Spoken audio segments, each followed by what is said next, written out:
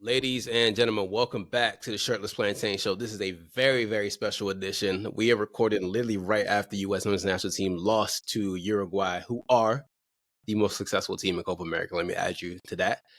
I am here with Mitch. I'm here with Tomi. Currently, the other guys are sleeping and they're being adults. I'm not. I am being a grown-ass bully, and I'm here to be the devil's advocate. Mitch, I love your facial hair, but the spotlight's on you. How you feeling today, buddy? I feel like you brought me on just to bully me, and I'm not excited for the next hour of my life. Well,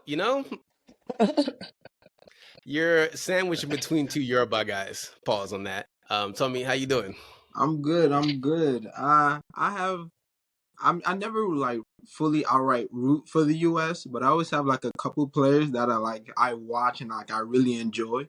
I've been the number one Pulisic defender for a while. But yeah, this game was hilarious to me. See, okay, before we start, I don't hate the U.S. men's national team. I dislike most of the fans because a lot of arrogance and a lot of people who talk like as if they know what they're talking about. Yeah. And I hate that. There's so many casual people who talk like as if they know what they're talking about. And it's like, listen, okay, I grew up in this system that you guys see from I know what happens here. So please, let's we'll get into it, okay? First and foremost, Mitch, I need you to talk to me. That 90 something minutes, I know the ref was shit. We'll get into that. Outside the ref, what do you think? Talk to me.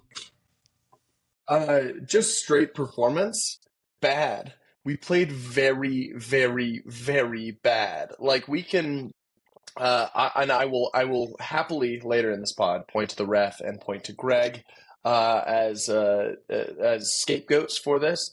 But holy shit, did we look like we'd never played soccer before? We could not touch a ball in the first in the box.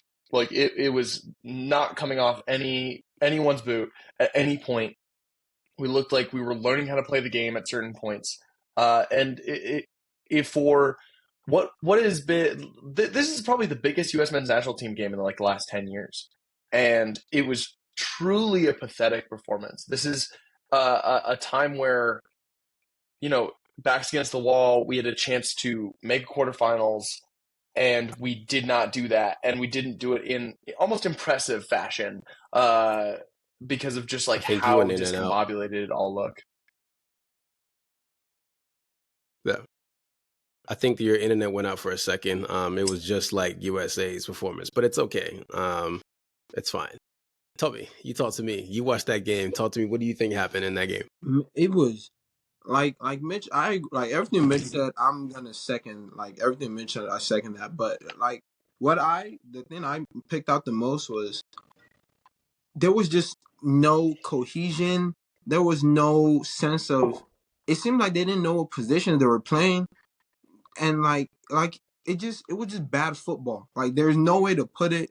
There's no most of the time I'm fine with blaming Greg, and I'm fine with all that. But today, cause with given what Greg had, I feel like he picked not the best, but like a decent enough lineup where they should have got the job done. But the product on the field was not there. It was not good. Like Mitch was saying, the ball, they couldn't bring the ball down. They couldn't. They just and I remember there was a nice passage to play. Everyone was just scared to shoot the ball. I think it was in the second half. It was just bad football, and the players all look confused, and they just look confused and timid. I'm gonna say this. I think that was the biggest cannonball shithouse masterclass you'll ever see. I think that a lot of U.S. fans don't understand that, and I've said this, and you guys know this about me. I think the two hardest places to qualify from World Cup to play football in is Africa and in South America, because they do the dirtiest, slimiest shit in the world, and they do not care. They are shameless, and they will literally dig deep, score a goal on you, and will laugh at you because they do not care. And that is what Uruguay did today. They really dug deep, so much so that it pissed US players off. Like there was so many different instances that you could see that they are very street smart. In the first half, when they had that when they took the free kick quickly, they were pissed. Mm-hmm. But listen, I know as a referee, it's down to the referee's discretion. If the referee really, really wanted to, he could have called it back. But you got to stay on your P's and Q's. Thank God for Tim Ream paying attention, because if Yeah. Tim Ream wasn't paying attention, that would have been a goal. I also hate what that player did, because I hate when players blast that ball into the back of the net. But that's neither here nor there. But Uruguay did an absolute shithouse masterclass. And I'm not the biggest fan of Manuel Ugarte, but he showed today that he is a true shithouse masterclass. Like that guy in the middle of the pitch, they did all the nasty things. They'll kick at you, they'll curse at you. They were literally rolling over, and they weren't even hurt most of the time. They were just doing shithouse things to waste time. Like, and when they got their goal, they're like, "Hey, listen, we're gonna sit in deep because you have to come to tackle us." So, it's unfortunate you got a lesson in football of like what it is to be a shithouse team. And this is why I said that I love this Copa America for U.S. fans. I love this for the players, because you're playing against something you don't. And obviously, I think CONCACAF is up there too with the shithouse, but I think there's an extra special layer of nonsense when it comes to CONMEBOL. Like, they are absolute dirtbags, okay? And you know that, Mitch. You know that. Like, this is their thing. Like, the Argentina-Chile game was a perfect example of that. Just 88 minutes of a brawl. Like, they legit had 4 or 5 guys on Messi at one time, and they were like, I don't care if I don't care who touches the ball, as long as Messi doesn't touch the ball. But that's what they do. And I think that it's a growing lesson for not just the players and the fans, but the federations. Like, if you want to be a big team, you have to play against these nasty teams who do these things, because you're going to see this in the World Cup. You're going to see this if you want to be part of the elite. And yeah, Uruguay's a small country, but they produce so many talented players. I mean, they got a guy who starts for Real Madrid, a guy who starts for Liverpool, a guy who starts for Barcelona, a guy who starts for Atletico Madrid who's on the bench. You have a guy who plays at Man United on loan. So these are some very, very talented players who are also very shithouse players. But back to the U.S., I think that it's over for Greg, right? I think this is the time to talk about Greg. It's over, right? It should be over. Here's the thing. It's not going to be. He's going to be on the fucking touchline in 2026. I truly believe that. And I hate that I'm saying that and believe that, because he shouldn't be. It's like Matheus and I have talked a lot on the Soccer Edition about like what the expectations were for Copa America and what the expectations were for Greg. And getting grouped is fucking embarrassing. This is a tournament that we are hosting, and we like getting grouped is a failure, and a monumental one at that. I know that CONMEBOL teams are very good. I know that Uruguay is better than us. That does not change the fact that the U.S. should have made it out of this group no fucking problem. And I understand a red card against Panama made that harder, but it comes down to coaching when we're playing a game like this and we get 2 fucking shots on target, because this is a better team than that. Like, we've seen evidence of the U.S. being a better team than that. It comes down to coaching. It should be Greg's head on a fucking silver platter. It won't be. It somehow fucking won't be. They're going. The U.S. Soccer Federation will somehow magically scapegoat no one, and it's going to be baffling. And I'm sorry, Tosin, you're going to have to deal with people saying Greg out in your mentions for the next 2 years until he stinks it up in a World Cup that we're fucking hosting. It's going to be embarrassing. You know what's going to happen? They're going to say, the U.S. Federation going to say, all right, we're going to take it back. We're going to review everything. And then they'll do a fake review, and they'll come out a week later like, yeah, we trust Greg. We think he's the person to move forward. And they're gonna frame it as a way of like, there's no one else out there. We can't get anyone. So yeah, he's our best option. And it's like, don't be cowards. Like, don't be something about this sport. It doesn't reward cowardness. It absolutely doesn't. You have to be brave. And like, you're hosting a World Cup. The next World Cup is the expanded World Cup, isn't it? That's an expanded World Cup, so you're going to be facing a whole lot more different types of teams. If you go in there playing how you did today, it's not going to come out well.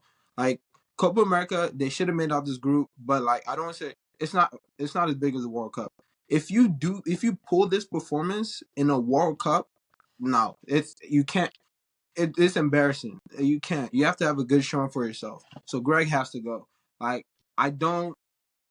In my heart of hearts, I guess I'm still like thinking there's some sensible people in the U.S. Federation, so I'm thinking he'll be gone.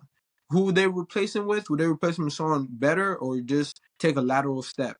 I hope not, but he has to be gone. Like I can't see any coach surviving this. I have a take, and I know you guys might kill me for this. I think that there's a lot of overrated, talented players on this team, and I think that a lot of the fans have high expectations because they play at these bigger teams. And again, I'm a big fan of these boys, right? Like, I don't want to say anything bad about them because I know how hard it is to be a professional football player. It's, like I said, my brother's an ex-pro, my cousin's played in MLS, so I know it's a very hard thing to do. But I also think that there's a lot of lofty expectations on these players because of where they play, but the reality is not set into like reality. Like, no offense to Weston McKennie, Weston's not pulling any trees at Juventus. He's really not. Just a decent player. There's a reason why they went and got Douglas Luiz, right? There's a reason why they get another midfielder like Kefren Turan, because no offense to Weston, like he should go to places we can play week in and week out. I think a lot of these players need to go places where they can play week in and week out at the highest level where they can play week in and week out. But yeah, I mean, it's just a very interesting thing watching this team because there is talent on this roster. Absolutely. There's a lot of talented players, but I don't know. Like, it feels like there's something missing in this squad, like profile wise. I agree. Like the U.S. fans, they do loft all these expectations on their players because like they don't they see, oh, he's at so and so club, this a heritage club, but I push back a little and saying, like you said, there are like that midfield. In my eyes, I think that's a very like solid. I would say that's a good midfield. I enjoy Tyler Adams a lot. I think Tyler Adams is one of the he's a one fit, one healthy.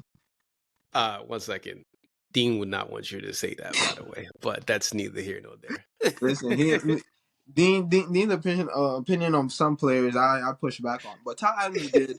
Yunus Musa, he doesn't play week in and week out at AC Milan, but I still think that's a good player there. And Weston McKennie, the other two are better, but like you say, he's still a solid player. Like, he's at Juventus for a reason. He got a Premier League move for a reason. Like, they're players there for a reason. Christian Pulisic balled out at AC Milan. Gio Reyna, his club issues is his own thing, but when he puts on that U.S. jersey, he plays exceptionally well, like 7 times out of 10. And Anton Robinson, one of the better left backs in the Premier League.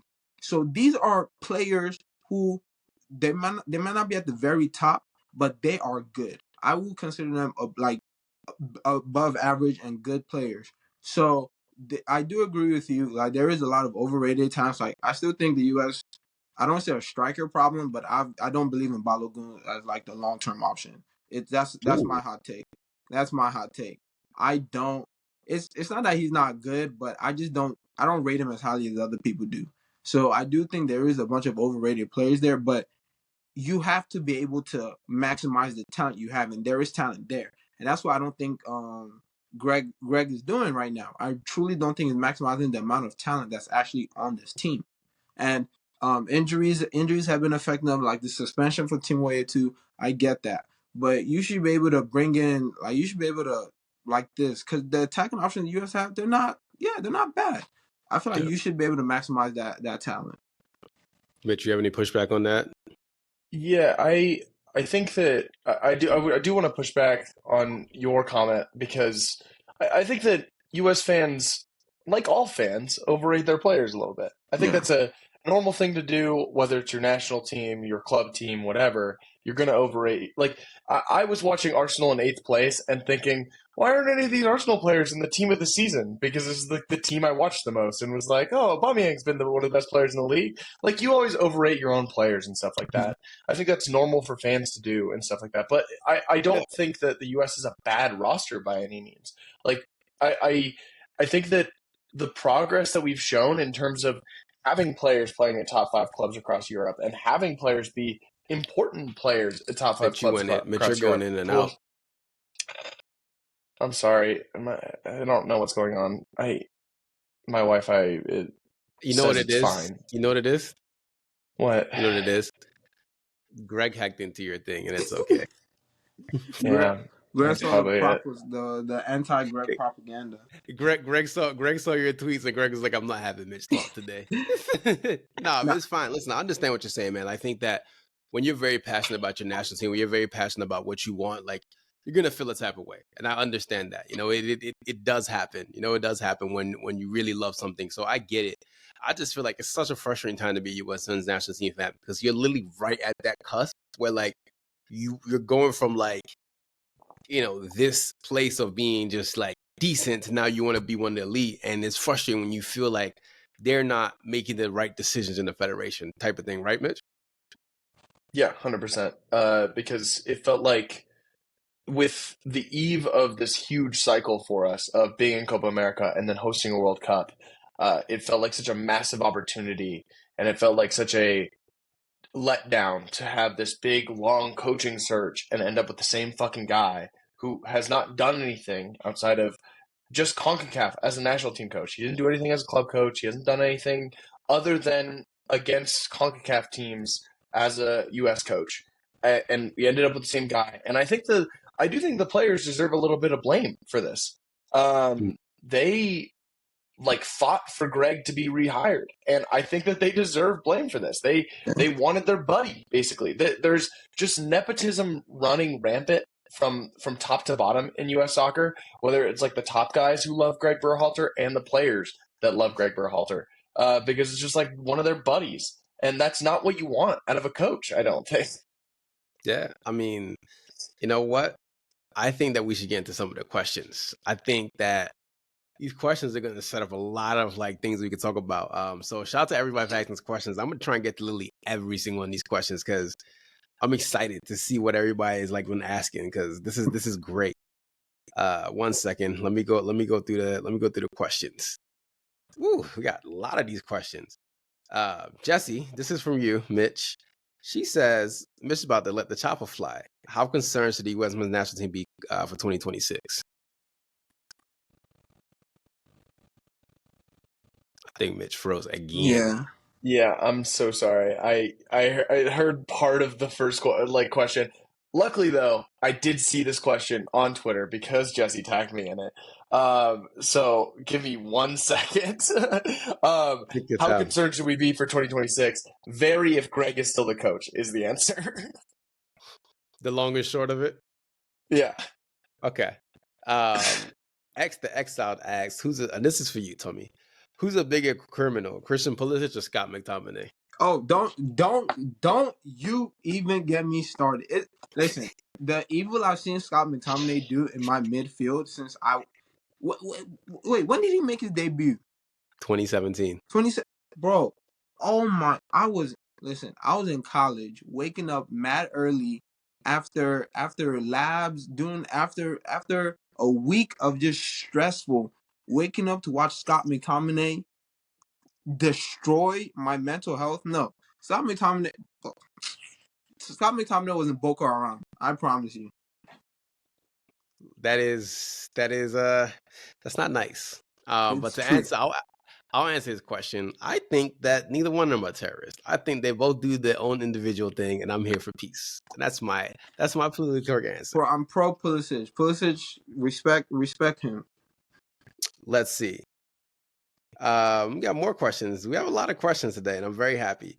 England, USA decided to do a manager swap. Who's better off? I'm going to answer this. Neither. Because Correct. USA and England are the same person. The only difference is they spell color with a U, and we don't. That's the only difference. England is USA who's speaking italics. That's what it is. You said they're what? England is just the USA and they speak in italics. That's the only separation. You guys are very mean. You know that? You guys are very, very mean people. You know what I'm going to do? We're going to have a special guest come on soon. And I'm not going to tell you who. Oh my God. We're going to have a special guest coming through. Because this is what we're doing. We're doing whatever we want today. We're going to talk about U.S. national team. We're going to have two guests, actually. Also, can we, like, that was offsides, right? Like, I'm like... Oh yeah. I was about to say, like, I get it's cool to laugh at the U.S. because I've been laughing at the memes, but that was so offside. I'm like, bro. And then when they zoomed in on the lines, I'm like, you guys are literally just guessing because Chris Richards' foot is not even. No, that was offside. That was absolutely offside. Uruguay didn't play that well, but they did the shithouse masterclass. Yeah. And Angry Mob said is Christian Pulisic - Daniel Sturridge out swag. That doesn't even make any sense because they don't play the same position At all. And Christian Pulisic doesn't have a dangly earring and taco meat on his chest on TV. So no, they're not the same person at all. Let's see. Realistic dream options if US manager decides to make a change. Mitch, do you have any coaches you want? Obviously Jurgen Klopp, but I don't think that's realistic. I saw someone say what's homie's name? He managed was it Iran in the last World Cup? Carlos Queiroz? No. No. You're talking about. I think you're talking about Herb Bernard, who was the Saudi Arabia coach. That's his name. Yeah, I saw someone say that. I believe he's with. I believe he's with the French women right now, unless he left. He's leaving at the Olympics. Yeah. I saw someone make, and like that's a bit of like the hipster take, but I think if the US was able to do that, I go for it. I have a list. Fully get behind that. Would you guys like to hear my list? What's your list, Tosin? Of course. I would love to hear your list. Oh, look, Matheus, how you doing? I'm good, dog. Matheus? I'm great. Well, I love having people coming through and just crashing the buildings. Matheus, talk to us. How do you feel? We're answering questions right now, and we're just off the wall today. So go ahead, okay. Matheus, talk to us. How do you feel? I'm chilling, man. Like that kind of went how I expected it to go.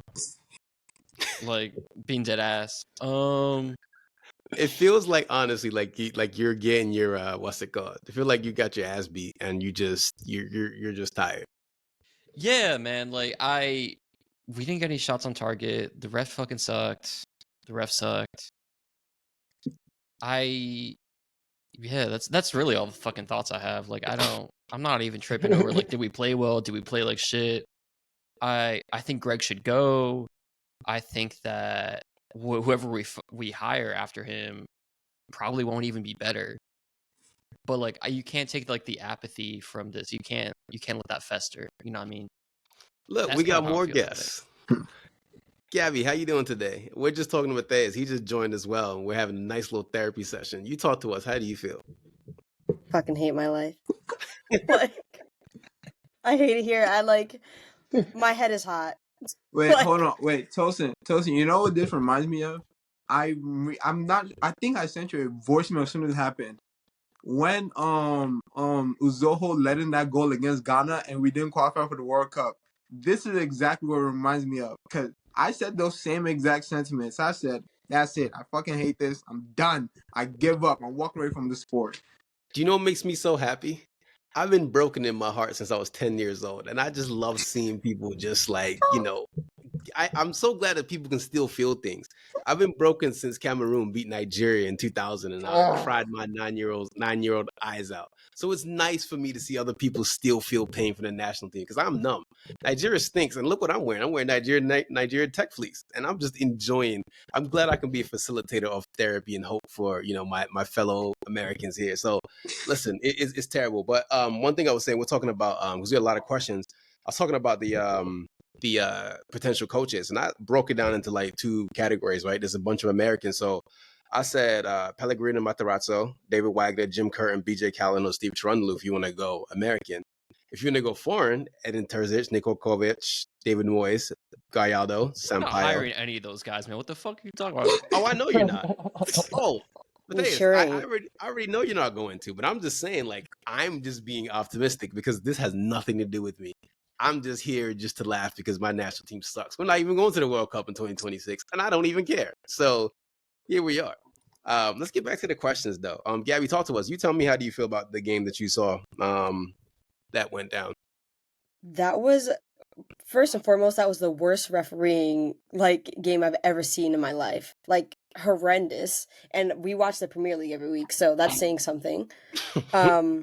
I don't know what that ref was doing. I said in my group chat that there's no way that was incompetence. That had to be match fixing. Like, you can't pull out a yellow card and then say play on at the same time. That's just crazy. Absurd. I don't know what I was watching. I was thinking in my head that this referee is going to get players hurt, but he already got 2 players hurt and they came off. So it just is what it is. I don't know. It's funny that Tommy said that he was thinking about his national team not making the World Cup, because that's all I could think about. That the feeling in my stomach was, this reminds me of the Trinidad and Tobago game, and all I could think about was, I know we're not going to score. I just know we're not going to score. It's over. It was done before we conceded. Despair is a crazy place to be, because I'm over here. Go ahead, Mitch. Go ahead. I will say that we got like an ounce of hope when Panama equalized, when it was still 0-0. But I just want to say that Greg, right before the free kick, motioning, "Hey, it's 1-1," to the guys right before they fucking kick in a free kick, was some of the stupidest shit I've ever seen, ever. Like, I knew we were going to fucking concede. I just fucking knew it. I don't think it's a bad thing to tell them what's going on in the other game. I don't think that's inherently bad. I think that telling them right as they're about to defend a free kick, that like an attacking free kick, not just like a fuck off one on the other side of the field, like one you were lining up for, telling them, "Hey guys, good news, we can just draw the game," is unbelievably stupid. And I was not shocked at all when it went in. I was like, "Yep, that seems about right." You are a fucking moron, Greg Berhalter. I hope you never coach soccer again. Fucking embarrassing. We hate that bald bitch in this house, so we hate that Man bald United? bitch. Bro, he's so bald. It's off-putting. There was a cut into Greg like the 93rd, 94th minute. You can see him rubbing his head. I think that he knew that he's cooked. I think that I think in my head, like that was the first time I can generally say, like, I think Greg knows he's cooked. I think I don't know if you saw the press conferences before the game. I was going to say that. Yeah, the press conference. He got some questions for some people. He got some questions from World Soccer Talk. It's a bit of a rag, low key, but like, it's like, you better win this game, or like Christian Pulisic, they asked, like, how would you feel, you backed this coach when he got hired again? How do you feel letting him down if you guys lose this game? He's just kind of like, gives like smile, and he's like, he looked into the abyss, like he just knew that they were gonna win it. Like I was like, well, yeah. like I thought, people saying he looked freaked out. I don't think he looked freaked out, but I think he was like, yeah, like that could happen. Yeah. I have a question from Thonbomb86. I'm going to answer this one because this is very close to home. How are Greg Berhalter and Southgate the same? Well, because they were decent players who played in the national team and didn't really do much as coaches. That's how they're the same. How are they different? Well, one's bald and one isn't. But they're different because they have different accents. Other than that, they are literally the same thing. It is, what did the wire say again? Do you might spike with some procaine? Same shit. That's all it really is. That's different packaging. Different packaging. It's just the same thing. One drives on the left side, one drives on the right side. It's still the same thing, man. They're selling the same mid. It just is what it is. Didn't Greg say a few weeks ago that like Southgate was like his mentor or something like that? Bro, I saw that. He said he went to Southgate for advice or something after something. It's too. During the World Cup. I mean, there's a song made by a nasty man who's in prison with Usher, and I wouldn't say it, but you guys know that song, so I'm gonna leave that there. MG_2016 said, "What would you be willing to endure as a U.S. men's national team supporter to never have to suffer the current roster of American on-air talent?" Hey, that's not nice. Okay, we don't talk about our journalists on air. Okay, but go ahead. You guys. Fox made us watch 90 minutes of that, and then they're like, what all these nice viewers would like to see? They would love for all of them. They would all love to hear Alexi Lawless and Carly Lloyd just say nonsense. That's what all of them would feel better about, and that's what they throw to immediately after the full time, which is, I think, a form of torture. I think that's against the Geneva Convention to watch that game with Alexi Lawless. I cannot fathom how you guys don't see, like, the people at Fox, whoever hired him. You listen. Do you not listen to what we hear? What are you doing? Get him. It's sick. It's very on brand for Fox. So that's all I'm gonna say about Yeah, that. Yeah. I was, whenever I can discern it, I've been watching the Brazilian feed, like Brazilian TV channels, whatever, through my pirate streams or whatever bullshit I'm using. But like, it's shocking how coherent and like well thought out and like deliberate and tactical like their like post games are. I'm like, we really gotta suffer. Like, it's usually with some like nerd guys. It's not with like former players typically. It's like, we really gotta suffer through this, through like talking heads, through fucking Alexi Laws saying whatever the fuck he wants to get a rise out of anybody, and everyone's like has too much of a room temperature IQ to say anything differently. Like, except for Clint, who rolls his eyes. God bless him. But I mean, listen, as somebody who's worked in this football industry before, I think we should all be friends. That's all I want to say. Listen, I know you can't say it, but I'm gonna say I need CBS to stop being broke boys and buy that fucking and rip those fucking rights away from them. I am not involved in any of this, okay? To anybody who's my talent agent, I am not involved, okay? The thoughts. Tosin's legally not involved in this conversation. The thoughts of 4 members on here does not represent Tosin. It does not represent me, my lawyers, or any of my constituents. Okay, it does not represent me. This is not a representation His of lawyers are his cousins. Don't listen to him.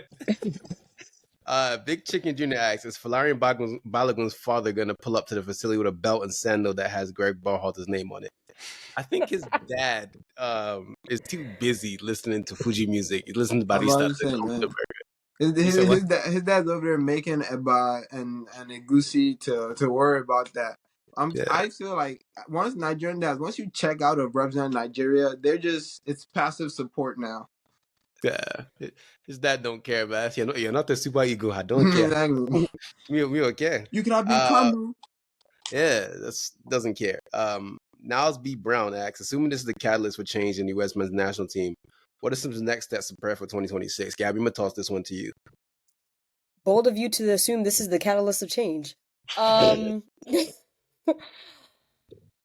don't, like, we already talked about how, there's some names that we could go to, for like manager-wise. I think that's the first thing you start with, manager-wise.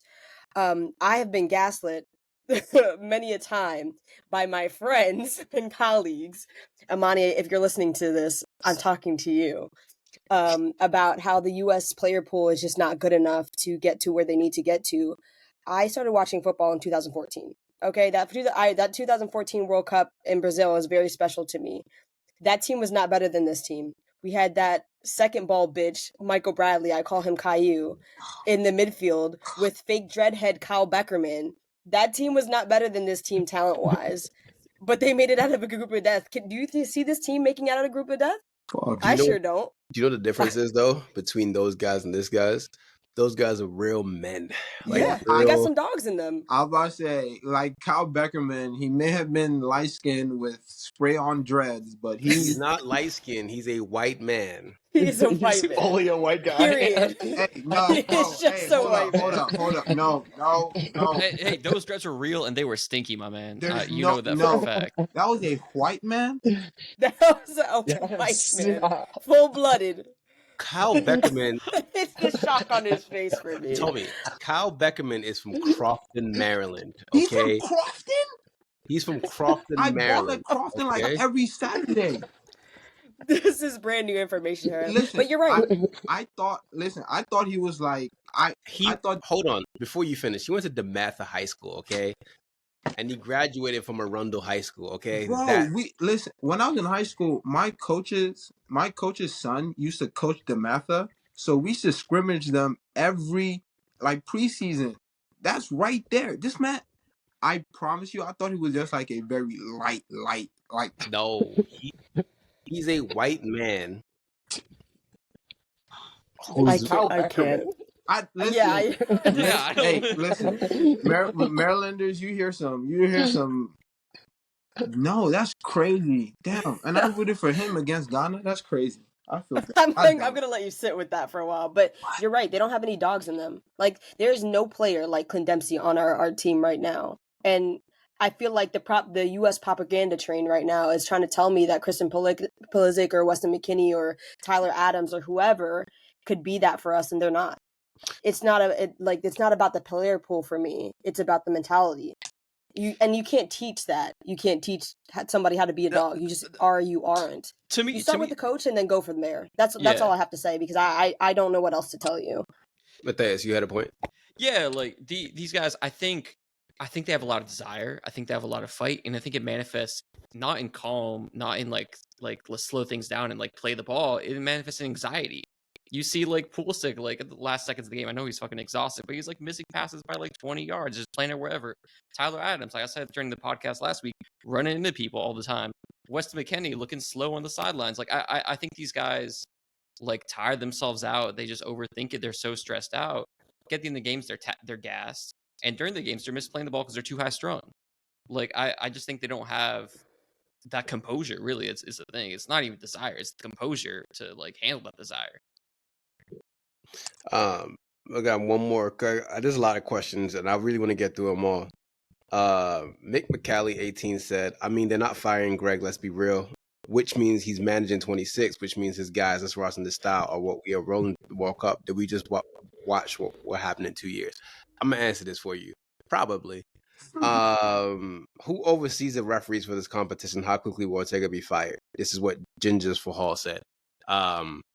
The person who oversees this is bald because his name is Gianni Infantino. He's the head of FIFA. So again, we got to get rid of bald men. Well, I think that's really there's about a million layers of corruption in common ball between him and Infantino too. So trust me on that one. There's a lot of bald people. Thomas Manfredi, I'm going to block you for asking this question, okay? What if America's best athletes play soccer? What if I block? What if I block you? How about that? How would you feel? What if you shut the fuck up? Have you thought about that? That question. What that if you question made never soccer makes a poor sense. man's sport again in America?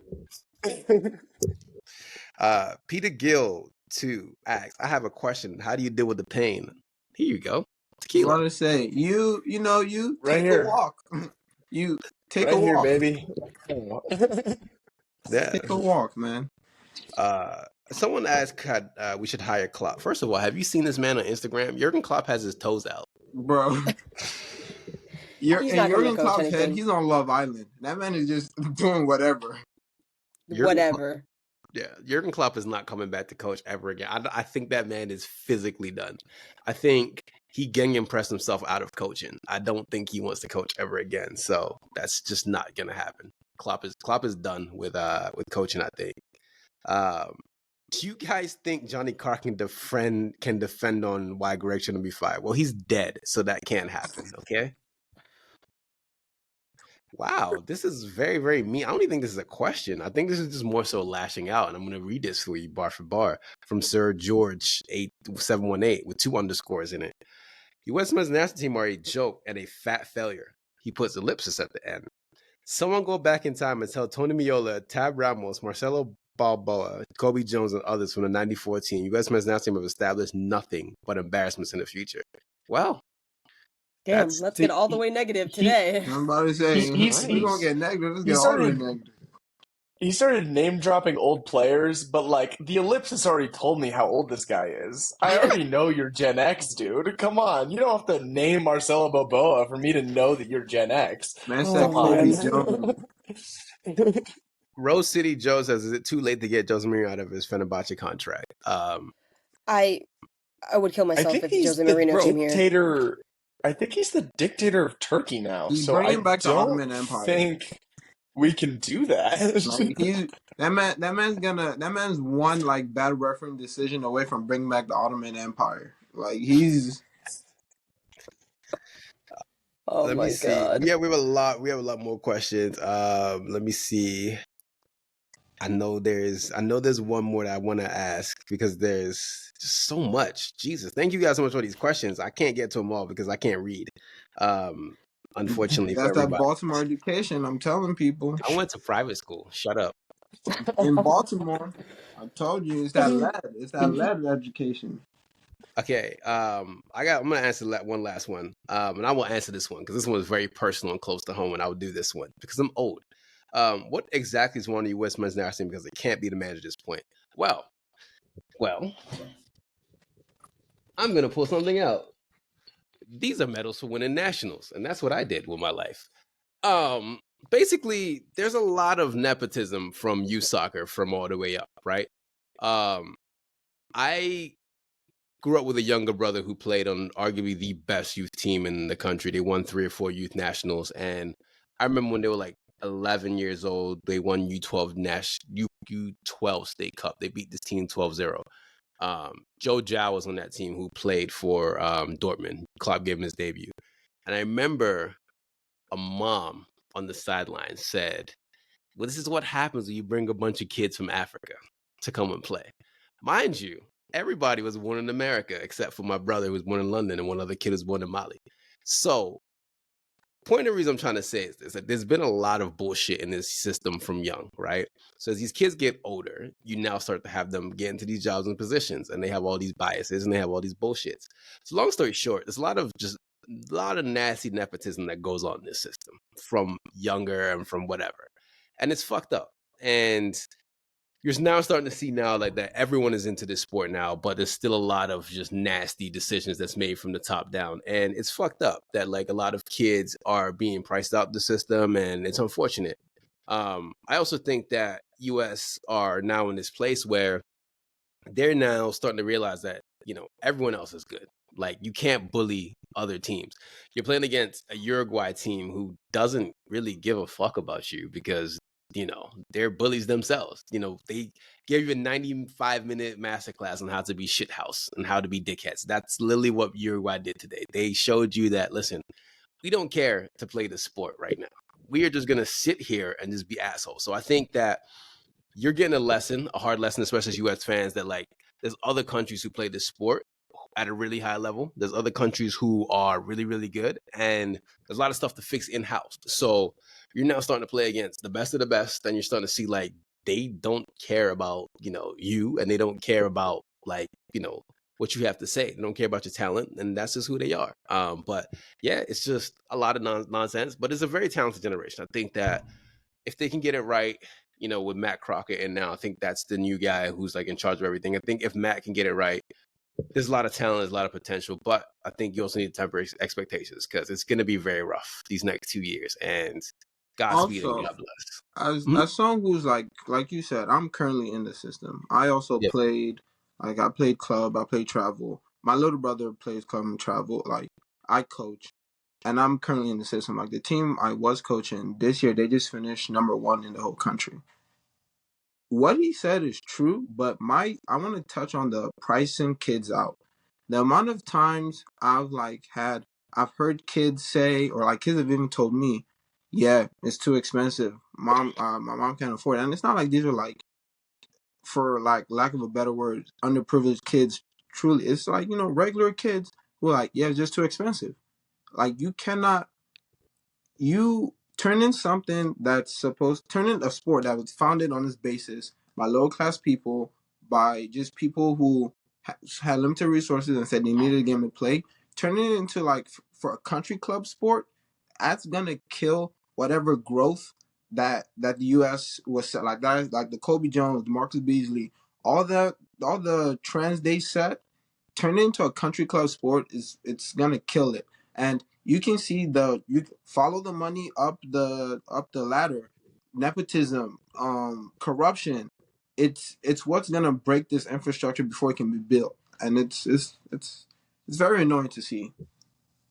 Yeah, it's frustrating as shit. Do you guys have anything else you guys want to add before we get out of here? Because I know it's a late night, and thank you guys so much for coming on because it's been great talking to you guys. You guys have anything you want to add before we get out of here? Fuck I Mr. truly Three think that Gs. was I truly think that was one of the most unprofessional ref performances I've ever seen in my entire life. Like, 5 or 6 moments throughout the entire match that were just truly baffling to watch. I don't think he was offside. I truly don't understand the yellow card to playing advantage kind of thing. The handball to not playing advantage.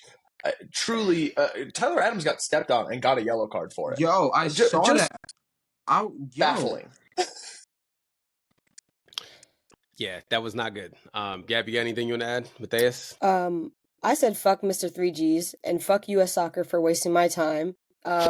And fuck you guys for the next 2 years because I blocked you on Twitter already. I don't want to hear from you guys again, at least for a year. Somebody tell me if Greg gets fired. That's all I care about. It's gonna get worse before it gets better. Yeah. That's what I think. That's just how it's gonna be. Yeah.